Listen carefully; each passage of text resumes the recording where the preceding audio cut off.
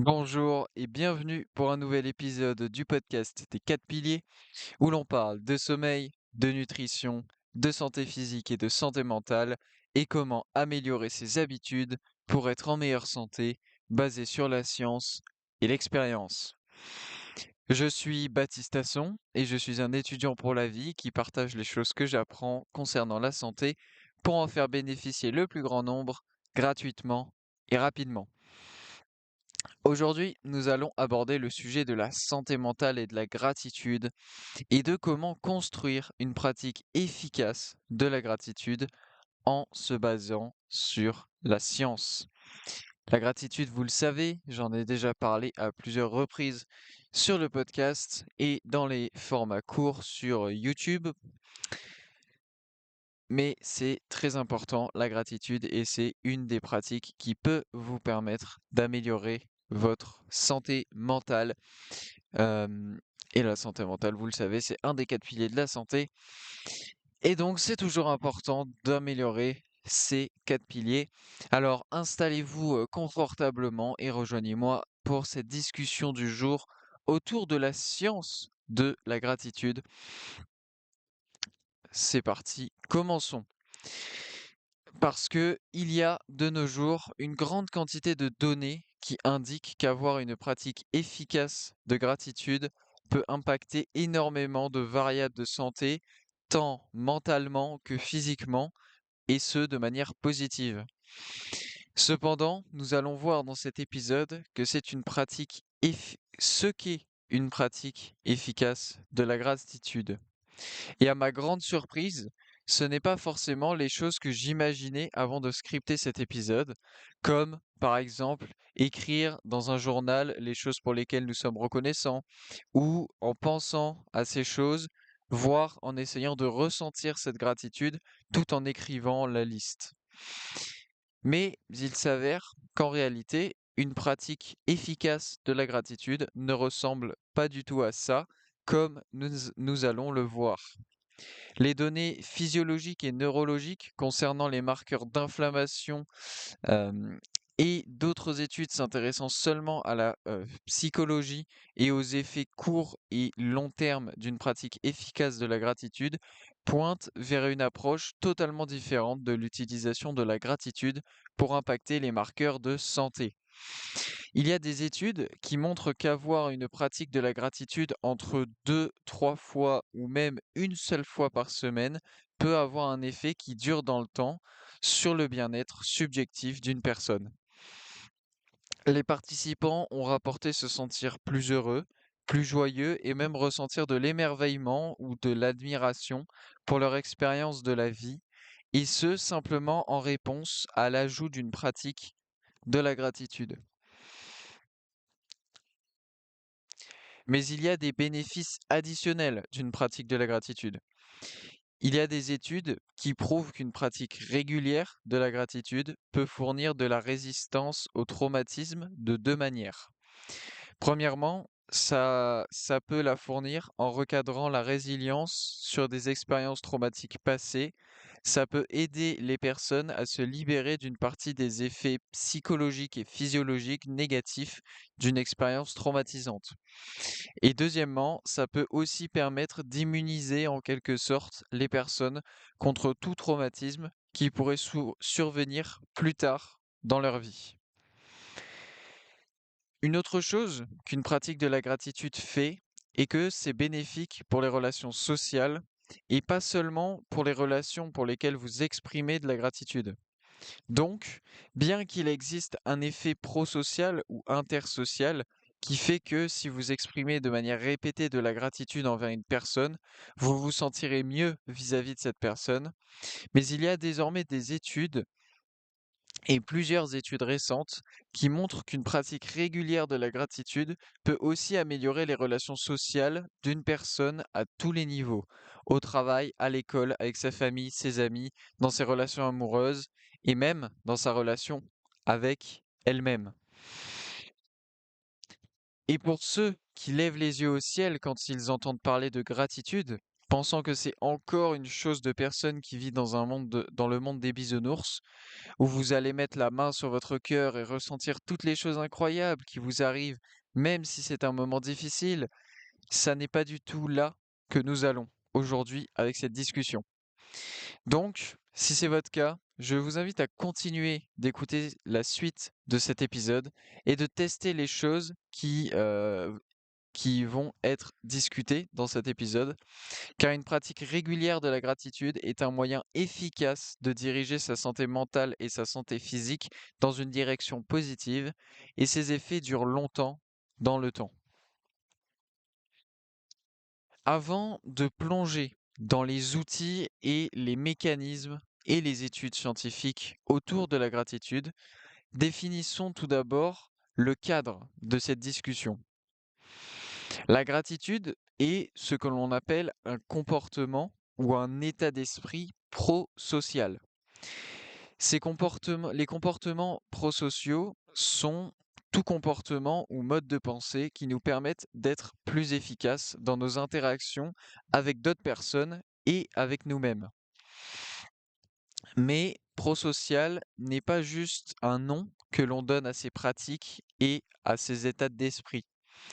Il y a en fait des circuits neuronaux dans le cerveau qui sont spécifiquement câblés pour les comportements et pour les pensées prosociales.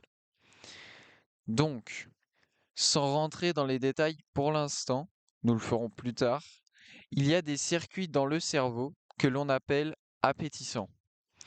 Ils sont conçus pour nous amener plus proches des choses et pour nous rapprocher dans notre relation avec les détails de cette expérience sensorielle. Ça peut être un aliment délicieux que vous mangez, ça peut être lorsque vous interagissez avec une personne qui vous est chère ou n'importe qui que vous appréciez, et ça peut même être en relation avec vous-même. Et les circuits neuronaux qui sont associés avec des comportements défensifs ou d'aversion sont réduits lorsque les circuits prosociaux sont actifs. L'activité de ces circuits neuronaux est réduite. Dans le cadre, le cadre que l'on va mettre en place est que nous avons cette sorte de balançoire de circuits neuronaux dans le cerveau. D'un côté, un ensemble qui sont prosociaux et qui sont conçus pour nous rapprocher des autres et de nous-mêmes et de l'expérience sensorielle, car beaucoup de comportements prosociaux peuvent aussi être orientés vers des choses telles que les animaux de compagnie ou la nourriture ou n'importe quoi d'autre dont nous trouvons que nous voulons être plus proches et que nous voulons plus. Tandis que l'ensemble des circuits défensifs implique des zones du cerveau qui engendrent la peur, mais implique aussi des zones du cerveau ou du corps et qui sont littéralement associées avec le fait, par exemple, d'être figé. Donc, la manière pour penser la gratitude est que ça appartient à la catégorie des comportements prosociaux, comportements qui sont conçus pour nous rapprocher de différents types de choses et pour améliorer la quantité de détails que l'on peut extraire de chacune des expériences. La chose clé pour la discussion du jour est que la gratitude s'avère être l'une des choses les plus importantes par laquelle nous pouvons diriger notre pensée et aussi, comme nous le verrons, la physiologie de notre corps entre ces deux types de circuits et qui donne un peu plus de légèreté aux côtés de la balançoire qui est associée avec les sensations prosociales positives. Et si vous continuez à imaginer cette image de balançoire, ce qui est vraiment beau en fait avec les pratiques de la gratitude, est que si elles sont répétées, et même pas si souvent que ça, mais répétées quand même, alors il est possible de changer ces circuits neuronaux de sorte que la balançoire entre les comportements prosociaux et les comportements défensifs peut commencer à s'incliner dans une meilleure direction. Ça signifie que nous savons désormais avec certitude qu'une pratique régulière de la gratitude peut changer les circuits prosociaux pour qu'ils dominent notre physiologie et notre état d'esprit, de sorte que cela puisse améliorer de nombreux aspects de notre santé physique et mentale, par défaut, sans que nous soyons obligés de constamment pratiquer pour essayer d'être heureux, tout simplement. Pourquoi est-ce que je fais genre il y a une phrase qui continue derrière? Alors, le temps que j'ouvre mon parapluie, parce que je suis dehors et qu'il pleut, évidemment. Sinon, c'est pas rigolo. Alors, nous allons à présent parler de la neurochimie et des circuits neuronaux associés avec la gratitude et les comportements prosociaux. Donc tout d'abord, nous allons parler de neuromodulateurs. Les neuromodulateurs, ce sont des substances chimiques qui sont libérées dans le cerveau et le corps et qui changent l'activité d'autres circuits neuronaux. Ils rendent certaines zones du cerveau plus susceptibles d'être actives et d'autres moins susceptibles d'être actives. Ces neuromodulateurs, ils ont des noms comme la dopamine, la sérotonine, l'acétylcholine, l'épinéphrine, etc., etc. Le neuromodulateur principal associé avec la gratitude et avec les comportements prosociaux a tendance à être la sérotonine. La sérotonine est libérée par un très petit groupe de neurones dans le tronc cérébral nommé raphe, R-A-P-H-E, le noyau du raphe et à quelques autres endroits dans le cerveau. Et les neurones du raphe envoient ces petits câbles que l'on appelle les axones à plusieurs endroits dans le cerveau et ils ont tendance à faire augmenter l'activité de certains circuits neuronaux pour se rapprocher davantage d'un certain type d'expérience. Ça fait tout à fait sens quand on y pense. Vous avez une substance chimique qui est libérée sous certaines conditions dans le cerveau et qui déclenche l'activité de circuits neuronaux qui rendent l'organisme, c'est-à-dire vous, plus susceptible de rester dans une interaction avec quelque chose ou même de se pencher en avant et de rechercher une interaction plus détaillée avec cette chose. Et deux zones principales du cerveau qui sont activées par ces systèmes sérotoninergiques. Et quand les personnes expérimentent quelque chose qui leur fait ressentir de la gratitude, et la qualité d'activation augmente aussi avec l'intensité avec laquelle la personne ressent cette sensation de gratitude. Et ces deux zones, elles ont des noms que vous n'avez pas besoin de retenir, mais pour les curieux, elles s'appellent le cortex singulaire antérieur et le cortex préfrontal. Et bien sûr, ces zones cérébrales sont connectées à de nombreux autres réseaux dans le cerveau, et c'est d'ailleurs comme ça qu'elles arrivent à vous faire pencher sur certaines expériences, car quand ces zones sont actives, certains processus de pensée sont invoqués. Ces processus de pensée ressemblent probablement à quelque chose du style Hmm, j'aimerais expérimenter plus de choses comme celle-ci. Ou alors c'est vraiment bon au sens vraiment agréable. Et ces processus, ils nourrissent littéralement vos muscles via les neurones, vous rendant heureux de rester immobile si vous expérimentez quelque chose que vous appréciez, ou alors ils vous font bouger vers quelque chose que vous trouvez attirant. Vous devez être nombreux à déjà avoir entendu parler du cortex préfrontal, car c'est la zone du cerveau qui est impliquée dans la planification, dans la réflexion profonde et dans l'évaluation de différents types d'expériences, passées, présentes ou futures. Et la raison pour laquelle ce cortex peut être impliqué dans autant de choses, différentes, et la raison pour laquelle cette zone, elle est importante pour la gratitude, c'est que le cortex préfrontal, il définit le contexte. Il définit le contexte et définit littéralement le sens qu'a votre expérience. Comment, me direz-vous, le cortex préfrontal fait-il pour définir le contexte de tout ce qui se passe dans votre vie? Eh bien, il le fait de la manière suivante. Vous avez un certain nombre de circuits plus profondément dans votre cerveau qui créent les sensations ou qui plutôt vous permettent de percevoir certaines sensations. Utilisons l'exemple de l'exposition au froid, une pratique dont nous avons parlé parfois dans le podcast pour d'autres raisons. Si vous vous immergez volontairement dans un bain glacé, ça serait très inconfortable, même si vous êtes plutôt adapté au froid. Cet inconfort, il est non négociable. Toutefois, si vous le faites parce que vous le voulez ou parce que vous savez que cela peut apporter des bénéfices particuliers à votre état de santé et que vous croyez que ça peut le faire, le cortex préfrontal, il peut alors contrôler des zones plus profondes dans votre cerveau, comme l'hippocampe, pour impacter de manière positive les substances neurochimiques qui sont libérées dans votre système. Le fait que vous sachiez que vous faites le choix, que c'est vous qui avez décidé de vous infliger cet inconfort, eh bien, il a été démontré que cela crée un effet très différent et un effet positif sur des choses comme la dopamine, les marqueurs d'inflammation, le système immunitaire, etc., comparé à si vous vous étiez retrouvé dans de l'eau glacée parce que quelqu'un vous y aurait poussé dedans ou parce que quelqu'un a insisté pour que vous le fassiez alors que vous ne le vouliez vraiment pas. Il y a vraiment une histoire d'intentionnalité ici. euh, cette intentionnalité, cette volonté vous permet d'améliorer la réponse de votre corps de manière positive ou non. Il y a donc une distinction très subtile ici.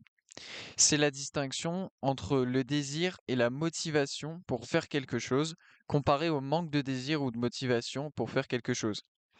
Si par exemple vous autorisez une souris à courir librement dans une roue, ce que les souris adorent en général, cela a de nombreux effets positifs sur elles, sur leur pression sanguine qui est réduite, etc. Maintenant, si vous avez une souris qui est enfermée dans une roue et qui est obligée de courir lorsque la souris qui se trouve juste à côté se met à courir dans la roue car les deux roues sont reliées l'une à l'autre, eh bien, la deuxième souris, celle qui est forcée hem, à courir quand l'autre court aussi, eh bien, elle expérimente des changements qui sont négatifs dans ses marqueurs généraux de santé, la pression sanguine qui augmente, tout comme le taux de stress, etc. Car elles n'ont pas fait le choix, contrairement à la deuxième souris, de courir dans, dans la roue. Elles ont été forcées par l'autre souris, en quelque sorte, à courir. Le cortex préfrontal, c'est l'interrupteur qui peut prendre une expérience et qui crée des effets positifs ou négatifs sur notre santé selon comment est vécue cette expérience. Le mécanisme précis de comment le cortex préfrontal et les neurones arrivent à faire ça est très complexe et il n'est pas entièrement compris encore, mais il est capable d'une manière ou d'une autre d'ajuster l'activité d'autres circuits neuronaux qui sont purement réflexifs et à mettre un contexte. Voilà, c'est cette histoire de contexte qui fait un peu toute la différence au final.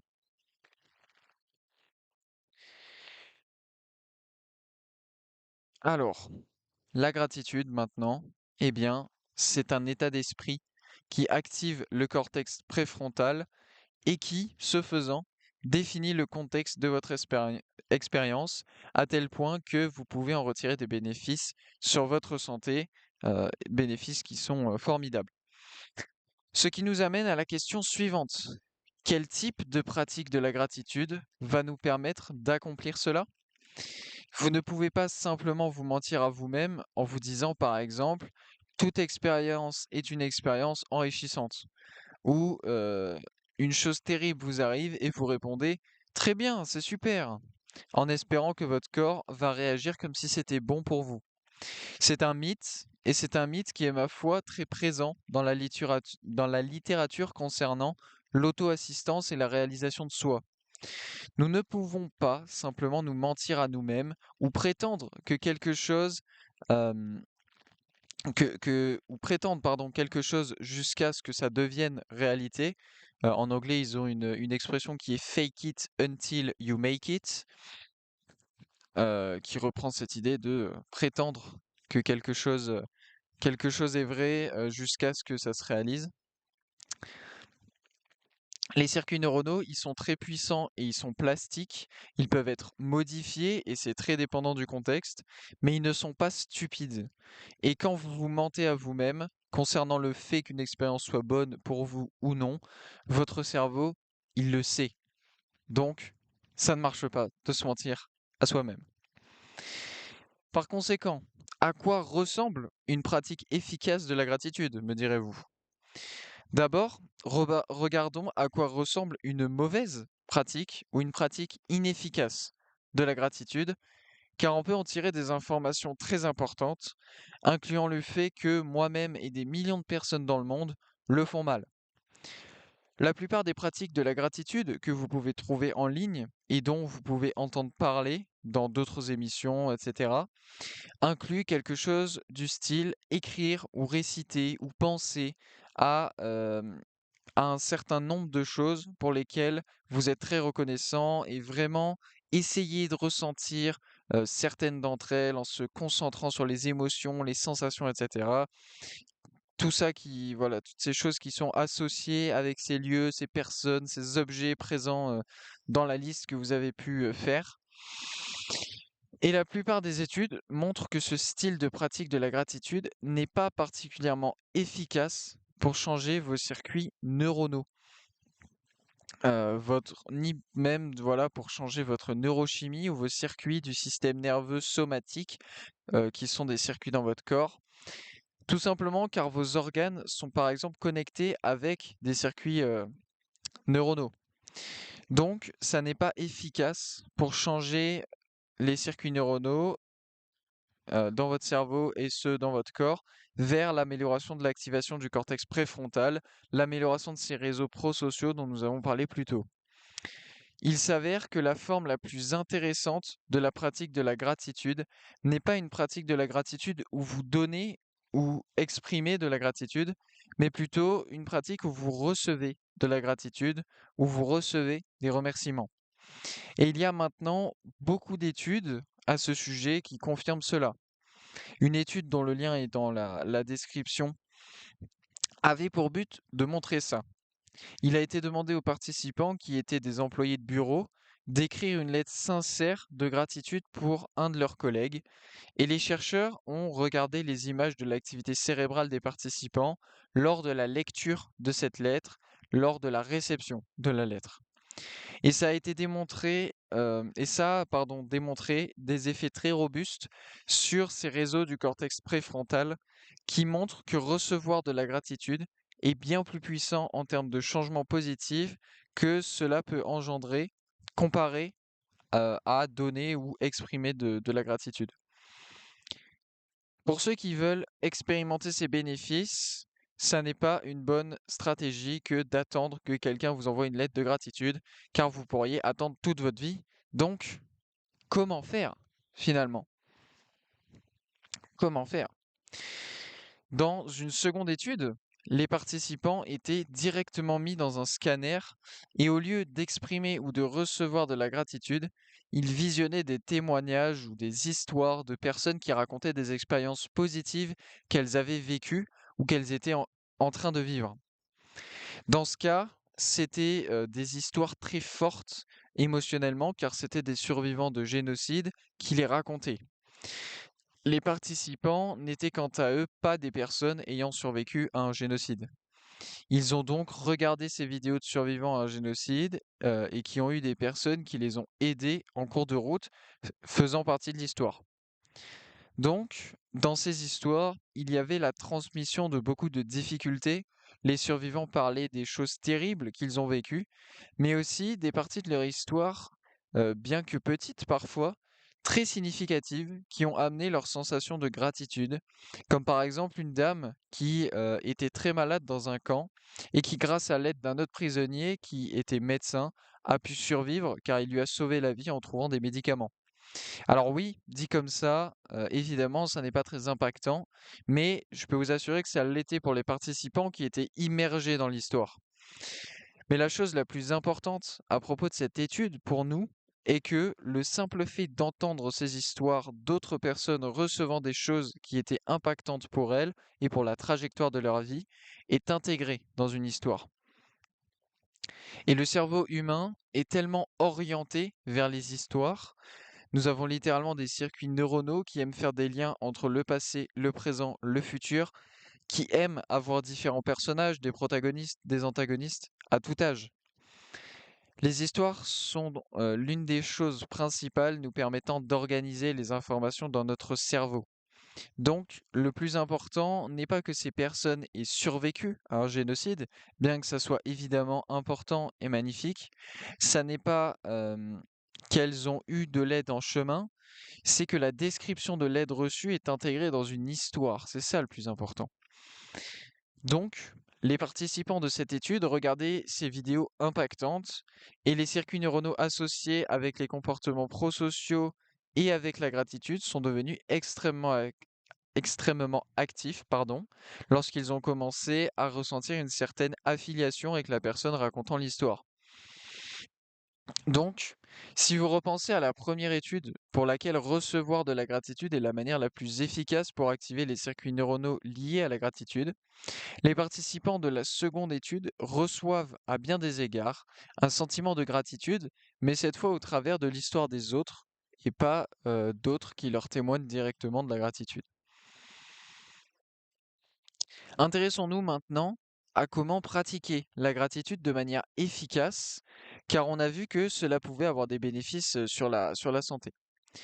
Il est très clair que recevoir de la gratitude est très puissant, mais il est aussi très clair qu'attendre de recevoir cette gratitude est une approche très peu pratique. Ce que l'on sait pour sûr, c'est qu'il faut qu'il y ait une expérience réelle de l'expérience de quelqu'un d'autre et que la meilleure manière de faire cela est à travers une histoire. Donc, en réfléchissant à comment construire une pratique efficace de la gratitude, ça vaut vraiment le coup, je pense, de trouver l'histoire de quelqu'un qui est impactante pour vous. Et le pour vous est très important, pardon. Une histoire, elle peut être très impactante pour vous, mais pas du tout pour le voisin. Et à bien des égards, pour penser à ça, il faut que ce soit une histoire qui vous inspire, et ce à cause de la beauté de l'esprit humain ou de la capacité des humains d'aider d'autres humains. Et ce qui est remarquable est que les circuits pour la gratitude sont faits de telle sorte que l'on peut échanger la gratitude, on peut littéralement observer quelqu'un recevoir ou donner de l'aide, et notre observation de nos semblables faisant ça avec les autres nous permet d'expérimenter la sensation chimique sincère et l'élévation grâce à l'activation des circuits neuronaux prosociaux. Tout cela est très différent par rapport à simplement écrire les choses pour lesquelles vous êtes reconnaissant en ce moment. Et donc, comment faire cela? La plupart des personnes intègrent des histoires de différentes manières, que ce soit en regardant des films ou des séries, en écoutant des podcasts, en lisant des livres, etc. Et il y a un nombre presque infini d'histoires de disponibles de nos jours. Ce qui est aussi clair est qu'une pratique efficace de la gratitude doit être répétée dans le temps. Donc, ce que je ne suggérerais pas comme pratique est d'être constamment en train de rechercher des histoires inspirantes pour vous. À la place, l'outil ou le protocole le plus efficace serait de repenser et peut-être de l'écrire quelque part à un moment où quelqu'un était reconnaissant pour quelque chose que vous avez fait, et vraiment commencer à penser comment vous vous sentiez lorsque vous avez reçu cette reconnaissance et ou imaginer ou penser profondément à l'expérience émotionnelle de quelqu'un d'autre recevant de l'aide. Je tiens à mettre en évidence le fait que l'histoire que vous sélectionnez n'a pas besoin d'avoir de ressemblance avec vos expériences personnelles. Le but est juste de sélectionner une histoire qui vous impacte, une histoire qui vous touche. Donc, une façon de faire est de trouver une histoire qui a du sens pour vous et prendre quelques notes de cette histoire sous forme de liste de points par exemple, en listant des choses telles que quelle était la difficulté rencontrée, quelle était l'aide, quel est quelque chose à propos de comment cela vous impacte émotionnellement. Donc, vous avez écrit quelques notes sur cette histoire juste pour vous en souvenir, puis quand vous les lisez, vous repensez à la richesse de cette expérience, de cette réception de gratitude. Et cela peut être fait pendant simplement 1 minute ou 2, 3 minutes. Et si vous avez une histoire de ce type qui est pertinente pour vous, vous disposez alors d'un court-circuit vers le réseau de la gratitude, le réseau prosocial, ce qui signifie que l'activation des circuits devient presque instantanée. Et c'est très différent de bon nombre de pratiques que l'on peut trouver. Il y a aussi un autre effet clair et positif de l'utilisation de cette histoire ou de cette approche basée sur des récits pour une pratique de la gratitude. Et cela concerne ce que les histoires font pour votre physiologie. Ce que cela signifie pour votre pratique de la gratitude est qu'avoir une histoire à laquelle vous pouvez retourner encore et encore, même si ça n'est pas l'histoire complète, car vous utilisez la version courte sous forme de liste de points, ça va créer un changement réel et perceptible pour votre système cardiovasculaire et votre respiration. Et il a été montré de nombreuses fois maintenant qu'une pratique efficace de la gratitude peut rapidement changer non seulement l'activation de ces circuits dans le cerveau pour les comportements prosociaux, mais aussi l'activation de certains dans votre cœur, vos poumons et dans les autres organes de votre corps, à tel point que vous pouvez entrer dans un état de gratitude reproductible à chaque fois. La chose essentielle est qu'il vaut mieux que vous gardiez la même histoire, que ça soit une de vos expériences ou celle d'une autre, et continuez à y revenir encore et encore. Cela en fait un outil très puissant qui peut apporter un grand nombre de bénéfices avec seulement 60 secondes de pratique. Plus tôt dans cet épisode, j'ai parlé du fait que vous ne pouvez pas vous mentir à vous-même et dire «Oh là là, je suis tellement reconnaissant pour cette chose que alors que je la déteste en réalité». Et il y a une étude très intéressante publiée dans un rapport scientifique dans laquelle des IRM ont été utilisés pour observer l'activation des circuits neuronaux avec une très grande précision. Et des personnes recevaient de l'argent et ces personnes avaient une vague idée de si cet argent il leur était donné de bon cœur ou avec réticence. Les chercheurs, ils ont regardé si la gratitude augmente avec la quantité reçue et ou avec l'intention du donateur. Et ce qui est remarquable est que malgré le fait que la quantité d'argent reçu était un facteur important pour savoir si oui ou non une personne avait l'impression de recevoir de la gratitude, ce qui semble logique, la quantité d'argent donné constitue une mesure de si une personne est reconnaissante ou non, finalement. Mais la variable la plus forte, celle qui a un impact plus significatif, est celle prenant en compte le fait que la personne qui donne l'argent le fait volontiers ou non. Et cela nous apprend des choses qui vont même bien au-delà des pratiques de la gratitude, qui sont tout simplement que des remerciements sincères sont la chose qui compte le plus pour nous. Donc cela contraint un peu nos pratiques de la gratitude, mais d'une manière intéressante et importante. Vous ne pouvez pas vous dire qu'une expérience était super ou que ah, j'ai eu beaucoup d'argent, donc cela justifie, même si ça se voyait que l'on m'a donné à contre-cœur cet argent parce que mon patron, il me déteste, mais il m'a quand même augmenté, donc c'est génial. Et cela nous apprend aussi que si nous sommes celui qui donne, on a intérêt de le faire de tout cœur, sinon on risque de saper la sensation de gratitude que la personne qui reçoit ce qu'on lui donne va ressentir. Donc, nous sommes graduellement en train de construire la pratique ultime de la gratitude, basée sur la variété de la littérature scientifique disponible, et je pense que beaucoup de personnes sont probablement intéressées de développer une pratique de la gratitude qui a des effets qui durent longtemps, voire des effets permanents qui soient positifs pour leurs circuits neuronaux.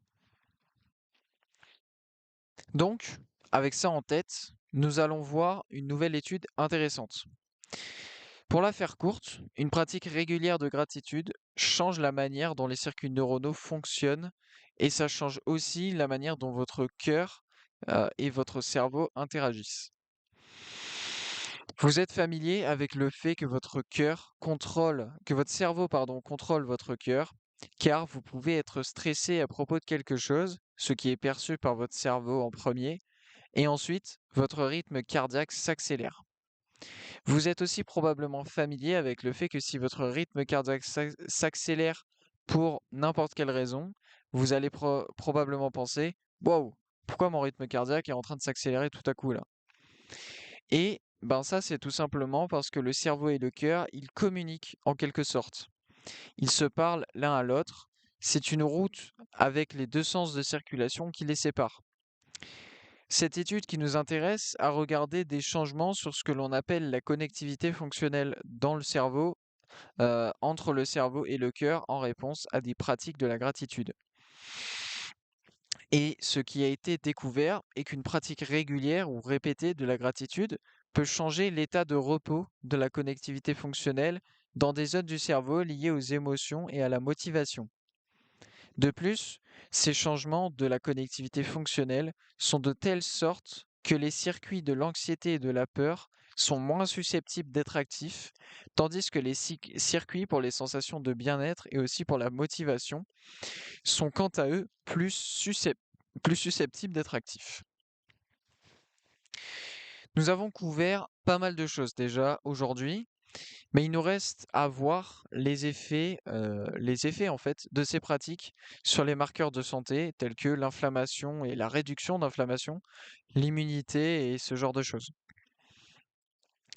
Une étude récente, datant de 2021, faite avec seulement des femmes, a montré qu'une pratique régulière de la gratitude impliquait une réduction de l'activité de l'amygdale et aussi une grosse réduction de la production du TNF-alpha. Alors le TNF, c'est pour facteur de nécrose tumorale, et de l'IL6 pour interleukine 6, qui est en gros une protéine. Les deux derniers, donc le TNF-alpha et l'IL6, sont des cytokines inflammatoires. Ce sont des substances chimiques qui existent dans votre corps et qui sont libérées par les cellules quand il y a des dégâts ou une sorte de stress systémique lorsque votre système subit une contrainte, finalement.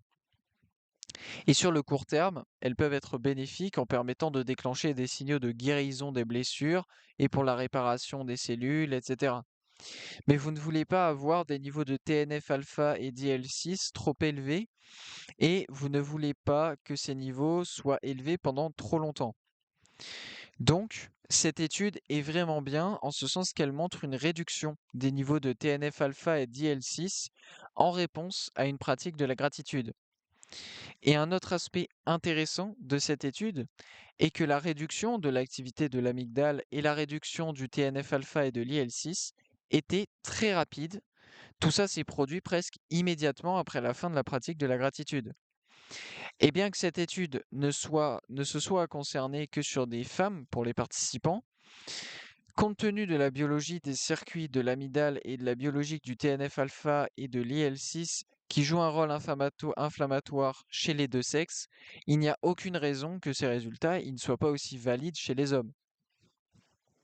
Donc, ça marche en gros pour tout le monde et c'est ça qui est très intéressant pour le coup. Pour finir, revenons sur les éléments clés de la pratique de la gratitude la plus efficace. Premièrement, cette pratique doit être ancrée dans une histoire. Vous n'avez pas besoin de réciter ou de réentendre cette histoire à chaque fois que vous faites votre pratique de la gratitude, mais vous devez tout de même bien la connaître, cette histoire. Deuxièmement, cette histoire peut être celle de vous qui recevez des remerciements sincères, et l'élément clé ici, c'est que vous recevez la gratitude et qu'elle vous a été donnée sincèrement, ou bien cela peut être l'histoire de quelqu'un d'autre recevant ou exprimant des remerciements envers quelqu'un d'autre ou par quelqu'un d'autre du coup. Et ça doit encore une fois être une interaction sincère entre l'émetteur et le récepteur. Une fois que vous avez établi l'histoire que vous souhaitez pour votre pratique de la gratitude, écrivez 3 ou 4 points qui peuvent être des points importants de l'histoire, ce qui vous permet d'éviter d'avoir à relire ou réécouter l'histoire à chaque fois, surtout si l'histoire est plutôt longue.